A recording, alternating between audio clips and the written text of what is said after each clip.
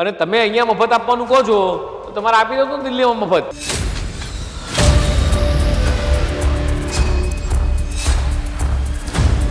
પંજાબના ખેડૂતોના રૂપિયાની પરસેવાની કમાણીના રૂપિયા તમારે ગુજરાતમાં વાપરવાની ક્યાં જરૂર છે ભાઈ? કોઈક વખત તમે ભગવત માનને પૂછો કે તમારી અહીં એડવર્ટાઇઝ આપવાની જરૂર ક્યાં છે? ભાજપમાં જૂથવાદ છે જગદીશ.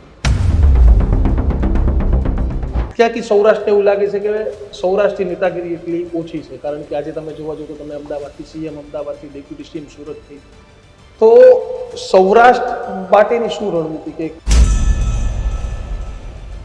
આમ આદમી પાર્ટી ફક્ત 4 સીટ વિધાનસભામાં પણ વિસાવદરની જીતથી કોન્ફિડન્સ આવ્યું આમ આદમી પાર્ટીમાં? દિલ્હીમાં પબ્લિકે જાકારો આપી દીધો છે, પંજાબની પ્રજા થૂથું કરી રહી છે, અને કદાચ એકાદી સીટ ક્યાંક જ્યાં જીત્યા છે ત્યાં ગાડી ઉમેદવાર પોતે અત્યારે બીજી સીટ શોધવા માંડે કે મારે 2027માં લડવું કે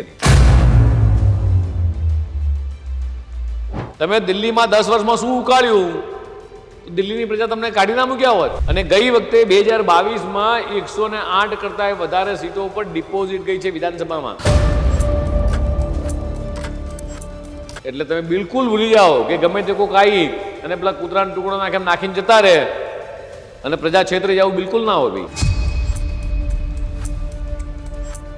આખા દેશમાં 2 જ પક્ષ ચાલે છે, કોંગ્રેસ અને ભાજપ.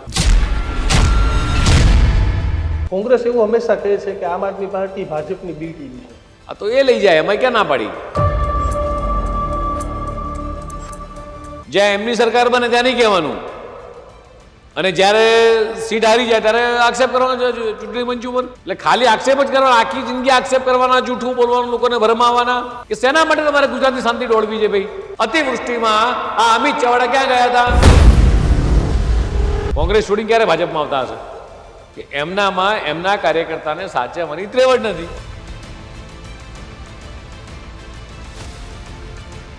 નમસ્કાર. સ્થાનિક સ્વરાજની ચૂંટણીઓનો હવે ફાઇનલી ગુજરાતમાં જાહેરાત થઈ ગઈ છે. તમામ રાજકીય પક્ષો એ મેદાને છે, અને કેવી તૈયારી એ સૌથી મોટી પાર્ટી એટલે કે ભારતીય જનતા પાર્ટીની છે, આ મુદ્દે ચર્ચા કરવા આપણી સાથે ગુજરાત ભારતીય જનતા પાર્ટીના નવનિયુક્ત પ્રદેશ પ્રમુખ જગદીશભાઈ વિશ્વકર્મા દીક્ષિત આપણી સાથે જોડાયા છે, અને આજે એમની સાથે ચર્ચા કરીશું કે કેવી તૈયારી છે. બિલકુલ. તો લાંબા ઇન્ટ્રોડક્શન કરતા જગદીશભાઈ, તારીખની જાહેરાત થઈ ગઈ, કેવી તૈયારીઓ? ભારતીય જનતા પાર્ટી હર હંમેશ બૂથનો કાર્યકર્તા અને પાર્ટી તરીકે અમે લોકો માત્ર ચૂંટણી આવે અને ત્યારે તૈયાર હોઈએ કે ત્યારે સજ્જ હોઈએ એવું ક્યારેય હોતું નથી. આખા વિશ્વની આ એક પાર્ટી એવી છે દીક્ષિતભાઈ કે એ હર હંમેશા પ્રજાની વચ્ચે રહેવા ટેવાયેલો છે, અને micro management, micro planning, booth લેવલથી લઈ મંડળ લેવલ કે જિલ્લા કક્ષાએ કે પ્રદેશ લેવલે એ ભારતીય જનતા પાર્ટીનો કાર્યકર્તા આ બધી જ બાબતોથી એ રૂટીન ટેવાયેલો કાર્યકર્તા છે. કારણ કે કેન્દ્ર સરકારની કોઈ પણ સરકારી યોજના હોય કે રાજ્ય સરકારની યોજના હોય, એ સતત પ્રજા વચ્ચે લઈ અને લાભાર્થીને લાભ મળે છે કે કેમ આ આપવા માટે ટેવાયેલો કાર્યકર્તા છે. અને તમે જોયું હશે કે બીજા પક્ષ કરતાં ભારતીય જનતા પાર્ટીનો કાર્યકર્તા એ ક્યારેય સત્તા માટે દોડતો એવો કાર્યકર્તા નહીં હોય. એ કંઈક ના કંઈક સેવા ભાવના સાથે એનું બૂથમાં કામ કરતો કાર્યકર્તા હોય છે. રહી વાત ચૂંટણીના મેનેજમેન્ટની, તો મારો આ ભારતીય જનતા પાર્ટીનો કાર્યકર્તા એ બૂથની અંદર એનું પોતાનું માઇક્રો પ્લાનિંગ કરી અને પ્રદેશ તરફથી અથવા જિલ્લા સ્તરેથી જે ગાઈડલાઇન મળતી હોય છે એ દિશામાં કાર્યકર્તા આગળ કામ કરતો હોય છે. અને ફૂલ સ્વિંગની અંદર એ ભારતીય જનતા પાર્ટી અત્યારે સ્થાનિક સ્તરની ચૂંટણીમાં એ પહેલા દિવસથી એ કામે લાગેલી છે. અને એક જ ડિફરન્ટ છે, તમે જે તૈયારી કીધી એમ, તૈયારી અમારે નથી કરવાની. તૈયારી જેને ખાલી આ મહિના પૂરતું દેખાવાનું છે ને એને કરવાની છે. મહિનામાં દેખાશે, સિઝન આવી છે એટલે, અને સિઝન જતી રહેશે એટલે પાછા જતા રહેશે, એટલે તૈયારી એમને કરવાની છે. જગદીશભાઈ, 30 વર્ષથી સત્તામાં છો, તમે કીધું એન્ટી ઇન્કમ્બન્સી પણ લડે, બીજું 156 સીટ આવીને હવે તો 161-62 સુધી પહોંચી ગયા છો. તો આ પડકારો પણ આવવાના છે, એવું તો નથી કે પોઝિટિવિટી છે. તો આ તમામની સામે શું રણનીતિ ભારતીય જનતા પાર્ટીની? એન્ટી ઇન્કમ્બન્સી ચોક્કસ નડે, પણ કોને નડે? કે જે લોકો માત્ર ચૂંટણી સમયે જ દેખાતા હોય એવા વિપક્ષના મિત્રોને નડે છે. ભારતીય જનતા પાર્ટીની સરકાર, ભારતીય જનતા પાર્ટીના કાર્યકર્તાઓ, ચૂંટાયેલા લોકો એ પ્રો ઇન્કમ્બન્સીનો સાથે કામ કરતો કાર્યકર્તા છે. એનું કારણ છે કે પ્રજા વચ્ચે સતત એ માન્ય મુખ્યમંત્રીશ્રી હોય કે એઝ અ પ્રદેશ અધ્યક્ષ તરીકે હું હોઉં, એ ચૂંટણી સમયે જ એ બજારમાં જઈએ જેવું નથી. 365 ડેઝ દરેક એંગલથી એ અમે લોકો પ્રજાની વચ્ચે, પ્રજાના લાભાર્થે કોઈના કોઈ પ્રોજેક્ટ લઈ, ખાતમુહૂર્ત પણ ભારતીય જનતા પાર્ટીની સરકાર કરે છે. એ પછી તાલુકા લેવલ હોય, સ્થાનિક સ્વરાજ, નગરપાલિકા હોય, કોર્પોરેશન હોય કે રાજ્ય સરકાર હોય કે કેન્દ્ર સરકાર હોય. 2 દિવસ પહેલાં જ આપણે જોયું કે દેશના યશસ્વી પ્રધાનમંત્રી માનનીય મોદી સાહેબ આવીને ગયા વાવ થરાદની અંદર, તો લગભગ 19,000 કરોડ કરતાં વધુના વિકાસના કામો લોકાર્પણ કરીને ગયા, ખાતમુહૂર્ત લોકાર્પણ કરીને ગયા. અને આ વિકાસની રાજનીતિની ભેટ એમણે આપણને આપી છે અને આખા દેશને આપી છે. એટલે એન્ટી ઇન્કમ્બન્સી કરતાં પ્રો ઇન્કમ્બન્સી હું ચોક્કસ કહીશ.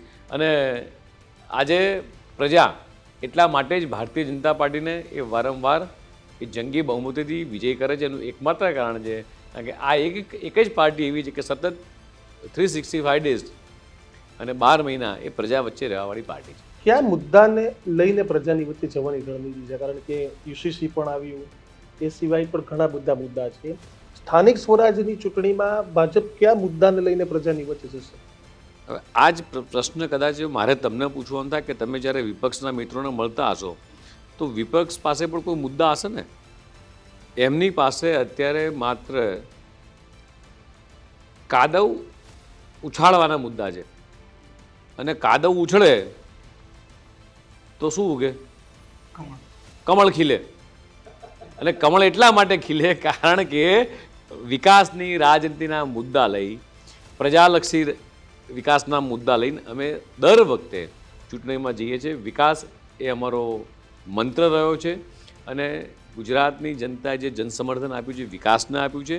અને આ વિકાસનો મુદ્દો એ દરેક ક્ષેત્ર હોય, પછી ખેડૂતોનો વિષય હોય, આદિવાસીનો વિષય હોય, SC ST દરેક સમુદાય હોય, ગરીબ હોય, મહિલા હોય, આ દરેક પરિવારને સર્વાંગી વિકાસ કઈ રીતે થાય એ દિશામાં ભારતીય જનતા પાર્ટીની સરકાર, એ કેન્દ્ર હોય કે રાજ્ય સરકાર હોય, એ કામ કરતી છે. એટલે વિકાસનો એક જ મુદ્દો એ ભારતીય જનતા પાર્ટીનો એ જનમંત્ર રહ્યો છે. જગદીશભાઈ, તમને સંગઠનનો અનુભવ છે, તમે અમદાવાદમાં પણ સંગઠનમાં ખૂબ કામ કર્યું.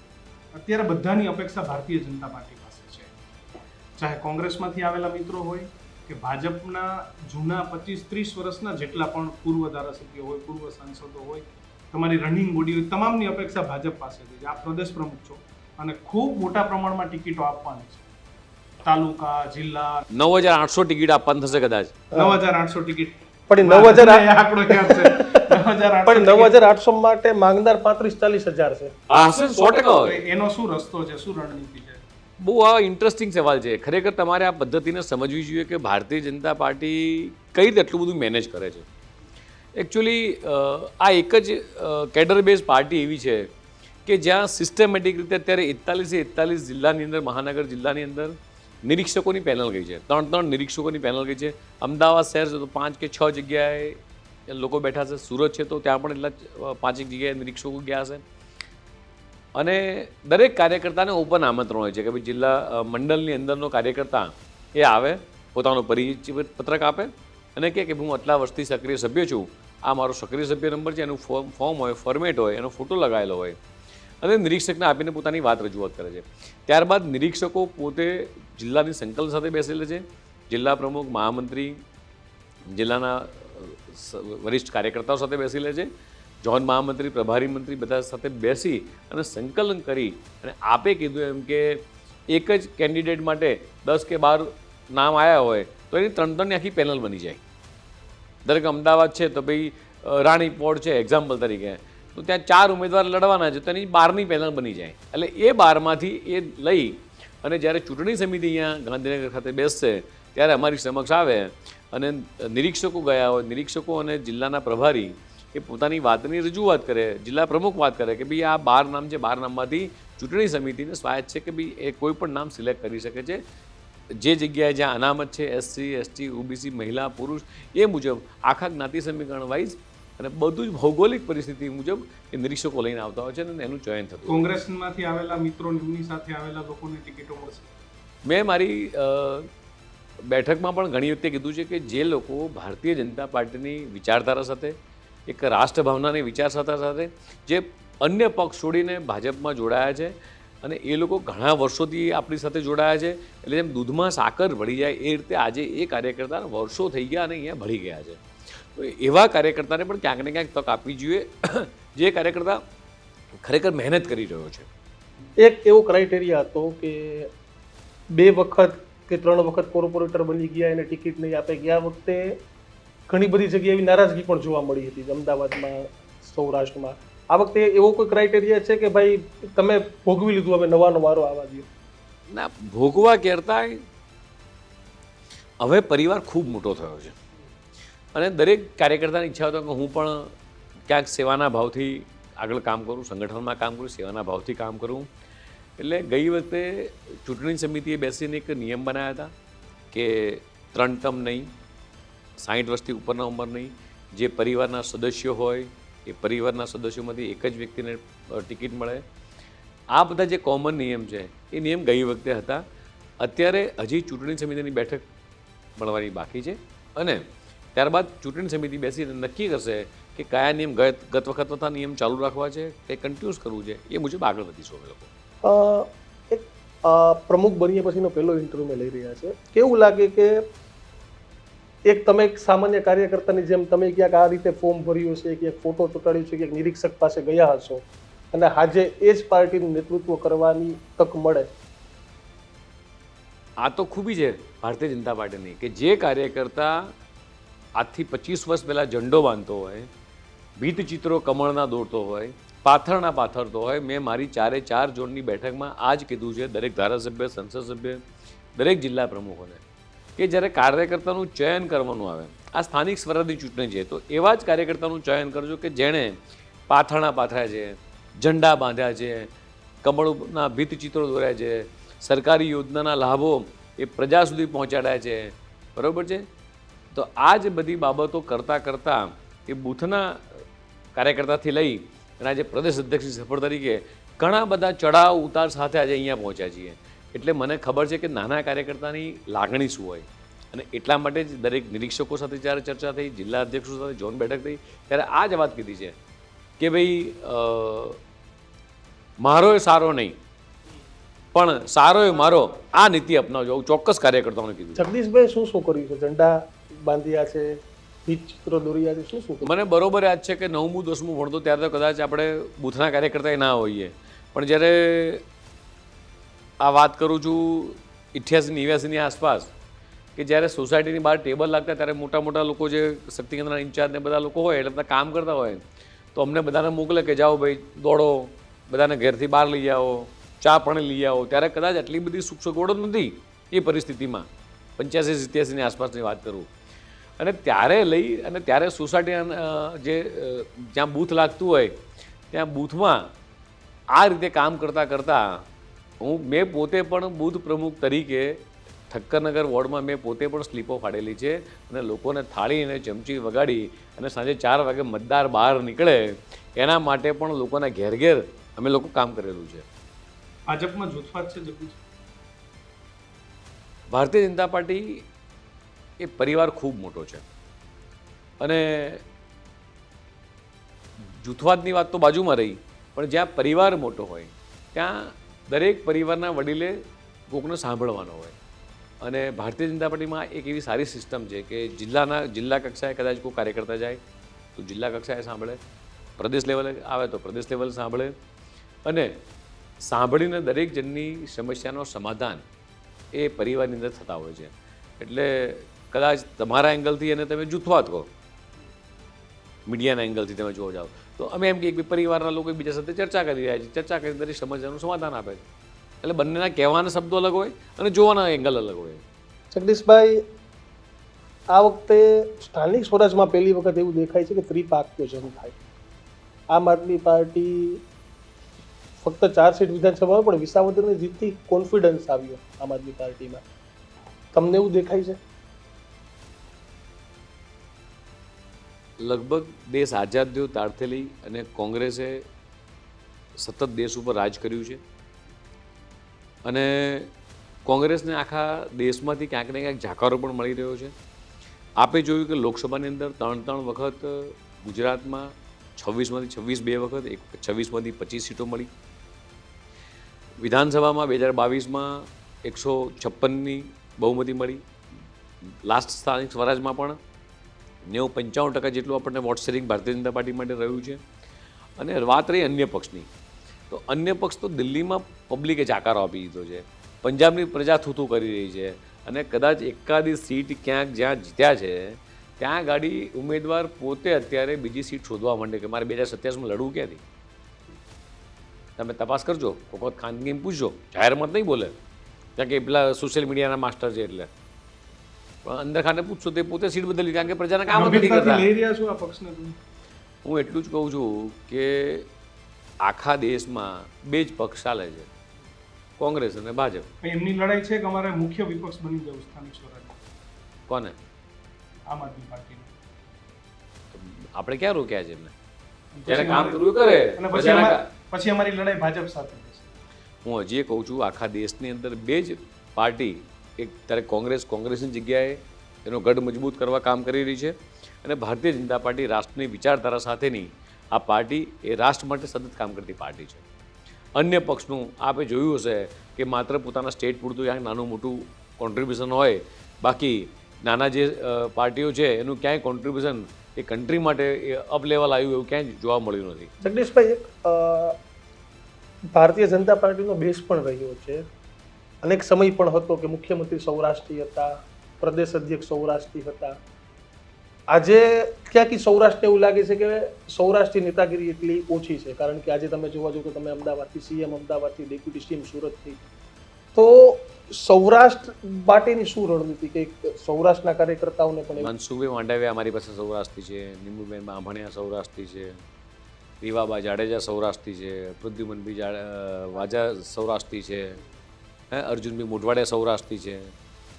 આટલા બધા નેતાઓ છે સૌરાષ્ટ્રી. નેતૃત્વ પણ આ નેતૃત્વ થયું ને ભાઈ. કોઈ પણ કાર્યકર્તા બૂથનો કાર્યકર્તા હોય એ કાર્યકર્તા ધીરે ધીરે મોટો થાય, એ મંડળનો કાર્યકર્તા બને, મંડળમાંથી જિલ્લાનો બને, જિલ્લામાંથી પ્રદેશનો આવે. હું ધારો કે જે તે કાર્યકર્તા તરીકે નાનો હોય તો એક બૂથનો જ કાર્યકર્તા હોય જ ને, એમ દરેક કાર્યકર્તા. બરાબર છે. કૌશિક વેકરિયા છે અમારી પાસે, બરાબર છે, તો છે ને નેતૃત્વ છે જ. તમારી જીતુભાઈ વાઘાણી છે, જોવાની દ્રષ્ટિ તમારી ખાલી બદલવાની જરૂર છે. બધા જ નેતા સૌરાષ્ટ્રમાંથી છે જ. આદિવાસી વિસ્તાર માટે કોઈ રણનીતિ ખરી? કારણ કે જે રીતે ત્યાં અત્યારે આખું સમીકરણ ગોઠવી રહ્યું છે એમનું કોંગ્રેસના મિત્રોને તમારે મળવાનું, કોંગ્રેસના મિત્રોને તમારે મળવાનું થાય તો પૂછજો કે તમારી સરકાર જ્યારે કેન્દ્રમાં અને રાજ્યમાં હતી ત્યારે તમે આટલા વર્ષો આદિવાસી માટે શું કર્યું? અને એક બાજુ ભારતીય જનતા પાર્ટીએ આ આદિવાસી સમુદાય માટે શું કર્યું એનો સરવાળો મારજો. એમના કરતાં ગ્રાફ ક્યાંય ઊંચો હશે. આદિવાસી સમુદાય માટે હું અત્યારે ગામડાઓમાં જાઉં છું, ટ્રાઇબલ વિસ્તારમાં જાઉં છું, ટ્રાઇબલ કાર્યકર્તાના ઘરે જ મારે ભોજન લેવાનું પણ થાય છે. ત્યાં પરિસ્થિતિ જોઉં છું, ત્યાં કહે છે માનનીય મોદી સાહેબને ભગવાનની જેમ માનતા હોય છે. અને જે 60-65 વર્ષમાં દેશ આઝાદ થયો ત્યારથી લઈને જે શિક્ષણ નહોતું મળ્યું, જે લાભોથી વંચિત હતા, આ ડાયરેક્ટ બેનિફિટ સિસ્ટમ થઈ, આ બધું માનનીય મોદી સાહેબે કર્યું છે પેલા. અને એના કારણે જ આજે આદિવાસી સમાજની અંદર એ ગામડામાં સદ્ધરતા જોવા મળી રહી છે. જગદીશભાઈ, ગેરંટી કાર્ડ ચાલુ થઈ જશે, મફત વીજળીની વાતો થશે, મફત રાશનની વાતો થઈ ગુજરાતમાં ચાલુ થઈ જશે. ઘણી બધી યોજનાઓ, ગેરંટી કાર્ડ જે રીતે છેલ્લી વિધાનસભામાં આપવામાં આવ્યા હતા અને પછી એક આક્ષેપે કરવામાં આવે કે ભાજપ રાજસ્થાનમાં આપે છે, ગુજરાતમાં નથી આપતું, ભાજપે મધ્યપ્રદેશમાં આપે છે, ગુજરાતમાં નથી આપતું. આનો જવાબ શું છે? ગુજરાતની જનતા આવી કોઈનાથી છેતરાઈ જાય એટલી ભોળી પ્રજા નથી. ગુજરાતની પ્રજાને આવી કોઈ લોભ લાલચ આપી અને ભોળવી જાય એ ગુજરાતની પ્રજા નથી. તમારે મફત જ આપવું તો દિલ્હીમાં કેમ ના તમે આપ્યો? દિલ્હીમાં આપ્યું તો તમારી સરકાર ના જાત. પંજાબની અંદર તમે ખેડૂતોને એક બાજુ માર મારો છો, પંજાબના ખેડૂતો તમે લાઠીચાર્જ કરો છો, પંજાબના ખેડૂતોને તમે ટેકાના ભાવ પૂરતા નથી આપતા, પંજાબના ખેડૂતો ત્રાહીમામ છે, પંજાબની પ્રજા ત્રાહીમામ છે, આખું નેશનલ મીડિયા ચલાવી રહ્યું છે. તો કોઈક વખત તમે ભગવત માનને પૂછો કે તમારી અહીં એડવર્ટાઇઝ આપવાની જરૂર ક્યાં છે? પંજાબના ખેડૂતોના રૂપિયાની પરસેવાની કમાણીના રૂપિયા તમારે ગુજરાતમાં વાપરવાની ક્યાં જરૂર છે ભાઈ? આવું એક વખત તો પૂછો. અને તમે અહીંયા મફત આપવાનું કહો છો તો તમારે આપી દો ને દિલ્હીમાં મફત. તમે દિલ્હીમાં 10 વર્ષમાં શું ઉકાળ્યું તો દિલ્હીની પ્રજા તમને કાઢી ના મૂક્યા હોત. અને ગઈ વખતે 2022માં 108 કરતાં વધારે સીટો ઉપર ડિપોઝિટ ગઈ છે વિધાનસભામાં. અને આ વખતે સ્થાનિક સ્વરાજમાં એ જ થવાનું છે. ગુજરાતની પ્રજા એટલી બિલકુલ ભોળી નથી કે આવા છેતરામણા લોભામણા બહુ રૂપિયાઓને સાથ આપે. એટલે તમે બિલકુલ ભૂલી જાઓ કે ગમે તે કોઈક આવી અને પેલા કૂતરાનો ટુકડો નાખીને જતા રહે અને પ્રજા છેતરી જવું બિલકુલ ના હોય ભાઈ. ગુજરાતની પ્રજા બહુ સારી રીતે જાણે છે. એમને પૂરેપૂરો ભરોસો છે દેશના યશસ્વી પ્રધાનમંત્રી માનનીય મોદી સાહેબ પર, એમના વિઝન ઉપર, એમના વિકાસ ઉપર, એમના નેતૃત્વ ઉપર. અને અહીંયા આગળ ગુજરાતમાં માન્ય ભૂપેન્દ્ર પર સંપૂર્ણ ભરોસો છે કે ભાઈ આ અમે ગુજરાતની 6.5 કરોડ જનતાનું ક્યાંય હિત હોય તો માત્ર ને માત્ર ભારતીય જનતા પાર્ટીમાં જ સમાયેલું છે. કોંગ્રેસ એવું હંમેશા કહે છે કે આમ આદમી પાર્ટી ભાજપની બી ટીમ છે. આ તો એ લઈ જાય, એમાં ક્યાં ના પાડી? એમને બીજા રાજ્યોમાં જીતવું છે ને તો લઈ જાય, કાલ સવારથી આપી. જગદીશભાઈ, વારંવાર વિપક્ષે આક્ષેપ કરતું આવ્યું છે કે મશીનરીનો દુરુપયોગ કરે છે ભાજપ, ઈવીએમનો દુરુપયોગ કરે છે ભાજપ. આ વખતે પણ શું આવા જ આક્ષેપ સાથે પરિણામો જોવા મળે? એટલે જ્યારે કોંગ્રેસ જીતે તો આ લોકસભામાં 24માં કેમ આવું ના કીધું? 24માં એમની સીટો વધી ત્યારે કેમ ના આ કીધું? જવાબ પણ તૈયાર જ હશે. ના ના, હું એ છેલ્લી કહું છું એમ 24માં કેમ ના કીધું? કર્ણાટકમાં એમની સરકાર બની ત્યારે કેમ ના કીધું? જ્યાં એમની સરકાર બને ત્યાં નહીં કહેવાનું. અને જ્યારે સીટ હારી જાય ત્યારે આક્ષેપ કરવાનો છે ચૂંટણી પંચ ઉપર. અને ભાઈ આ ચૂંટણી જે મશીનરી જે કામ કરે છે તો ચૂંટણી પંચની મશીનરી કામ કરતી હોય છે. એમાં સરકારનું શું લેવા દેવા? સરકાર તો આચારસંહિતામાં હોય છે. એટલે ખાલી આક્ષેપ જ કરવાના, આખી જિંદગી આક્ષેપ કરવાના, જૂઠું બોલવાનું, લોકોને ભરમાવાના અને એવું બોલવાનું નેપાળ વાળી થશે, આના વાળી થશે, તેના વાળી થશે. ક્યારેક તો સાચું બોલો, ક્યારેય ભારતની જનતા તમને માફ નહીં કરે. આવું પૂછજો કદાચ કોંગ્રેસના નેતા ભૂલી ચૂક્યા મળી જાય તો. અમિત ચાવડાએ 2-3 વખત છેલ્લે કીધું કે ગુજરાતમાં નેપાળવાળી થશે, ગુજરાતમાં નેપાળવાળી થશે, ખેડૂતો નારાજ છે. આ તો એમ નહીં, પણ ગુજરાતની તમે શાંતિ ડોળવાનો પ્રયાસ શેના માટે કરો છો? આવું એક વખત પૂછો કે શેના માટે તમારે ગુજરાતની શાંતિ ડોળવી છે ભાઈ? ગુજરાતની 6.5 કરોડ જનતા શાંતિથી જીવી રહી છે, તમારે નથી જીવવા દેવી? ગુજરાતની પ્રજા સુખે રૂપે રોટલો ખાઈ રહી છે, નથી જીવવા દેવી તમારે? બહારના અન્ય પ્રાંતના લોકો ગુજરાતમાં રોજીરોટીમાં આવી રહ્યા છે. ગુજરાતનો ખેડૂત જેટલો સુખી છે, અતિવૃષ્ટિમાં આ અમિત ચાવડા ક્યાં ગયા હતા? જ્યારે ગુજરાત સરકારના તમામ મંત્રીઓ, માન્ય મુખ્યમંત્રીશ્રી હોય, કૃષિ મંત્રી, તમામ મંત્રીઓથી માંડી પ્રદેશ સંગઠનના તમામ કાર્યકર્તા ખેડૂતોની વચ્ચે ઊભા હતા. અને માત્ર થોડાક જ સમયની અંદર ₹11,000 કરોડનું પેકેજ આ ખેડૂતોને આપ્યું હોય તે ભારતીય જનતા પાર્ટીની માન્ય ભૂપેન્દ્ર પટેલની સરકારે આપ્યું છે. ભાજપના કાર્યકર્તાને ઉશ્કેરવાના ભાષણો ખૂબ કરે છે કોંગ્રેસ કે કોંગ્રેસમાં આવો જીતો અને ભાજપમાં જઈને મિનિસ્ટર બનો, કોંગ્રેસમાં આવો જીતો અને ભાજપમાં જઈને ધારાસભ્ય બની જાઓ. તો આવા ભાષણો કોંગ્રેસમાંથી ખૂબ થાય છે. એમાં એવું છે કે કોંગ્રેસ અત્યારે ડિસમોરલાઇઝ થઈ ગઈ છે અને કોંગ્રેસ પાસે આજે કોઈ વિઝનરી નેતા નથી. આજે કોંગ્રેસ પાસે જેટલા 10,800 જેટલા ઉમેદવારો છે એટલા કાર્યકર્તા નથી. તમે એમની જાહેર સભામાં ક્યાંક જોવાનું થાય જોજો, અમિતભાઈ ચાવડા ક્યાંક સભા કરે ને તો જોજો એમની ત્યાં ખુરશીઓ નથી ત્યાં પબ્લિક. અને એના કારણે પરિસ્થિતિ એવી છે કે બોખલાઈ ગયા છે.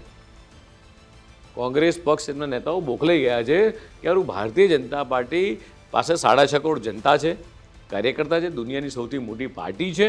અને આજે અમારા પક્ષના કાર્યકર્તા, કોંગ્રેસના કાર્યકર્તાઓ પક્ષ છોડી અને ભાજપમાં જોડાઈ રહ્યા છે. એવું કહે છે કે ભાજપના કાર્યકર્તાને કંઈ નથી મળતું, અમારો કાર્યકર્તા ત્યાં સીધો પદ લઈ લે છે. હું તમને એ જ કહું છું કે ભારતીય જનતા પાર્ટીમાં મેં પહેલાં કીધું એમ કે દૂધમાં સાકર ભળે એમ દરેક કાર્યકર્તાને સમાવવામાં આવે છે. આ વિચારધારાની પાર્ટી છે. જે લોકો રાષ્ટ્રની વિચારધારાને ભરે છે એને અમે લોકો અપનાવીએ છીએ. એમાં કશું ખોટું નથી. સાચવી નથી શકતા એ પણ હકીકત છે. કોણે કીધું? કોંગ્રેસ એના કાર્યકર્તા. કોંગ્રેસ તો બિલકુલ એના કાર્યકર્તાને એમને ભાજપ છોડતા, કોંગ્રેસ છોડીને ભાજપમાં આવતા હશે? કોંગ્રેસ છોડીને ક્યારે ભાજપમાં આવતા હશે? કે એમનામાં એમના કાર્યકર્તાને સાચવવાની ત્રેવડ નથી. કોઈ અપકમિંગ છે? કોઈ આવશે નવું? આવશે તમને કહીશું, કેવડાવીશું. જગદીશભાઈ, એક ટ્રેન્ડ શરૂ થયું છે ગુજરાતમાં, આઈપીએસ અધિકારી પર આરોપ કરવા, પોલીસ પર આરોપ કરવા, ક્યાંક પટ્ટા ઉતારી નાખવાની વાત કરવી, ક્યાંક ટોમી વાત કરવી, કેમ સોફ્ટ ટાર્ગેટ આઈપીએસ અધિકારી કે ગુજરાતની પોલીસ બની ગઈ છે? એમાં એવું છે કે ભાઈ કોંગ્રેસ કે અન્ય લોકો એ સરકાર ઉપર આક્ષેપ કરી શકતી નથી, કારણ કે સરકાર જે રીતે કામ કરી રહી છે. હવે દેખાય શું બીજો સોફ્ટ ટાર્ગેટ શું હતું કે ભાઈ પોલીસ અધિકારી, જે પોલીસ અધિકારી ગુજરાતની 6.5 કરોડ જનતાનું જે પોલીસ કર્મીઓ રાત દિવસ ધ્યાન રાખે છે, છેલ્લા 30 વર્ષથી મેં હમણાં જ કીધું કે છેલ્લા 30 વર્ષથી જે રીતે ગુજરાતમાં શાંતિ છે અને કોંગ્રેસ ગમે તેટલા ધમપછાડા કરે છે, ત્યાં શાંતિ દોડાતી નથી, નથી હુલ્લડો થતા, નથી ધમાલ થતી, નથી કરફ્યુ પડતા. આ બધી શાંતિ કોંગ્રેસથી સહન થતી નથી. અને જ્યારે એમની સરકાર હતી ત્યારે માત્ર પ્રજાને ડરાઈ ધમકાઈ ભયના ઓથા આગળ રાખી અને સરકાર ચલાવવાનું કામ કરતી હતી. એટલે છેલ્લે એમને એમ થાય છે કે તો પ્રજા એમની જોડે છે, સરકારી કર્મચારી એમની સાથે કામ કરે છે, એટલે આક્ષેપ કોની પર કરવા? એટલે જે મળે એની પર આક્ષેપ કરી નાખવાનો. એટલે માત્ર આક્ષેપબાજી કરવી, જુઠ્ઠું બોલવું, જુઠ્ઠાણું ફેલાવવું અને અફવા ફેલાવવી અને અરાજકતા કેમ થાય આની રાહ જોઈને બેસવું, આ અત્યારે કોંગ્રેસ કરી રહી છે. મિત્રો જગદીશભાઈ, સ્થાનિક સ્વરાજ અને સ્થાનિક નેતૃત્વ, સ્થાનિક લોકોના હાથમાં એક સત્તા. લાંબા સમયથી વિપક્ષ એવું કહેતું આવ્યું છે કે ભાઈ જે પાવર હતા જિલ્લા પંચાયતના પ્રમુખો પાસે, જિલ્લા પંચાયત પાસે, તાલુકા પંચાયત પાસે, તો આ પાવરે ભાજપે કાપી નાખ્યા છે. જે સત્તા જિલ્લા પંચાયતોની હતી ત્યાં લોકોને તેના રાજકારણ માટે જે ઇન્ટરેસ્ટ હતો એ લાંબા સમયથી ઓછો થઈ રહ્યો. ખરેખર એવું છે કે પંચાયતોના પાવર કાપી લીધા છે છેલ્લા વર્ષોમાં? સિસ્ટમેટિક વેથી દરેક જગ્યાએ વિકાસ થાય એ દિશામાં જેને જે પાવર ડેલિગેશન કરવાના હોય એ સરકાર કરતી હોય છે અને સ્મૂધલી એ બધી જ જગ્યાએ એ પાવર ડેલિગેશન થતું હોય છે અને કામ થતું હોય છે. એક એવી પણ વારંવાર વાત કરવામાં આવે છે વિપક્ષ દ્વારા કે ભાજપના ઈશારે જ તમામ જગ્યાએ તમામ પ્રવૃત્તિ થાય છે. કાલે ગોપાલ ઇટાલિયાએ એવી ચીમકી પણ આપી કે જે અમારી પર ખોટી સહીઓ ભાજપ દ્વારા સહીઓથી જે ફરિયાદો થઈ રહી છે કાર્યકર્તાને જોઈ લેશું અને છોડીશું નહીં. જેને વિકાસની વાત ના આવડે ને એ ભાઈ બોખલાયેલી ધમકીઓ આપે, જે પોતે બોખલાઈ ગયા છે એટલે છેલ્લે આવી બોખલાયેલી ધમકીઓ આપી અને લોકોને ડરાવવાનો પ્રયાસ કરે છે. તમે ભાઈ જે વોટથી જીત્યા છો ને આ જ પ્રજા તમને કાલ ઘેર કાઢી મૂકવાની છે. કોઈને ધમકી આપશો નહીં. ગુજરાતની 6.5 કરોડ જનતા તમારી ધમકીઓથી ડરવાની નથી, એવું સ્પષ્ટ રીતે સમજી લેજો. અને ભારતીય જનતા પાર્ટીનો કાર્યકર્તા ક્યારેય તમારી આ ધમકીથી ડરશે નહીં. તમને કદાચ અહીંયા મોકલ્યા હશે ને તો અહીંથી પાછા મોકલતા આવડે છે ગુજરાતની જનતાને. એટલે કોઈ ખોટી હોશિયારી કરશો નહીં. વિધાનસભા સેટલમેન્ટથી ચાલે તેવા આરોપો બહુ થયા જગદીશભાઈ. હું એ તમને પહેલા આપણું ઇન્ટરવ્યૂ સ્ટાર્ટ થયું ત્યારથી કહી રહ્યો છું કે માત્ર આક્ષેપબાજી કરવી, માત્ર જુઠ્ઠાણું ફેલાવવું, અફવા ફેલાવી, આ સિવાય એમની પાસે કોઈ વિકાસનો મુદ્દો જ મને સમજાવો. એટલું કહી દે ખાલી.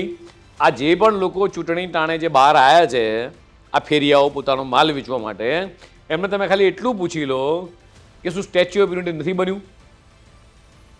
શું ગામડે ગામડે પાણી નથી પહોંચ્યું સરદાર સરોવરનું? શું ગુજરાતમાં 75,000 કિલોમીટરનું સરદાર સરોવરનું નેટવર્ક એ નથી પહોંચ્યું? કેવડી થયેલી કચ્છ સુધી પાણી નથી પહોંચ્યું? સૌરાષ્ટ્રમાં તમારા રાજ્યમાં જ્યારે ટ્રેનો જતી હતી, ટ્રેનોની પાણીમાં ટ્રેનમાં જતું હતું, એ જ સૌરાષ્ટ્રમાં સૌની યોજના થકી પાણી નથી પહોંચ્યું. ગામડે ગામડે નળ ખોલો અને ઘેર ઘેર ચકલીથી પાણી આવે, એ શું ભાજપના રાજ્યમાં નથી આવ્યું? ઘેર ઘેર શૌચાલય નથી બન્યા? એટલે એમની પાસે કોઈ બોલવાના મુદ્દા નથી. જ્યારે ભારતીય જનતા પાર્ટીનો બૂથનો કાર્યકર્તા એક સામટા 50 મુદ્દા બોલી શકે એટલા બધા વિકાસના કામો છે. જગદીશભાઈ, અંતિમ પ્રશ્ન. જે પેલા એક સેટિંગ ગોઠવાતું હતું ધારાસભ્યોનું ને નીચેનું, જીતી જાય અત્યારે મને વિધાનસભામાં ના નડતો. એ કોઈ પણ પક્ષના ધારાસભ્ય જિલ્લા પંચાયત ચાલતું હતું. આ ગોઠવણના વખતે જગદીશભાઈ ચાલવા દેશે ખરી? એટલે હું પ્રદેશ અધ્યક્ષ બન્યો ત્યારથી લઈને ધારાસભ્ય બન્યો ત્યારથી લઈને આજ દિન સુધી હું એ જ કહું છું, મારા રાજકીય જીવનની અંદર ભારતીય જનતા પાર્ટી પાસે આવું ક્યારે કોઈ સેટિંગ છે નહીં. હું એ જ કહું છું કે કોંગ્રેસે કદાચ સત્તામાં રહેવા માટે આવું ક્યાંક ગોઠવણ કોંગ્રેસ કરતું હોય તો એની મને ખબર નથી. ભારતીય જનતા પાર્ટીનો મને બૂથના કાર્યકર્તા મને સંપૂર્ણ ભરોસો છે. મારો બૂથનો કાર્યકર્તા એ પોતાના બૂથ જીતવાના સંકલ્પ સાથે એ સતત ચરેવીતીના મંત્ર સાથે આગળ વધતો હોય છે. એટલે આ સેટિંગ ભાજપના કાર્યકર્તાને આવડે એવું નથી, કારણ કે કાર્યકર્તા ભોળો જ બચારો ભાજપનો. 28મીએ શું થશે? ભાજપની જીત નિશ્ચિત છે. કે કઈ સ્ટ્રાઇક રેટથી રમશે જગદીશ વિશ્વકર્મા? એ જ કહું છું કે મારો કાર્યકર્તા એ બૂથ જીતવા નીકળેલો કાર્યકર્તા છે અને 50,000 બૂથોની પર મેક્સિમમ મહત્તમ લીડથી સારામાં સારા વોટ્સએપથી એ ભારતીય જનતા પાર્ટીની વિજય એ મને પ્રજા ઉપર ભરોસો છે, મારા કાર્યકર્તા ભરોસો છે. નમ્રતાપૂર્વક કહું છું કે જીત નિશ્ચિત છે. આભાર. આભાર જગદીશભાઈ અમારી Thank સાથે you. જોડાવા બદલ.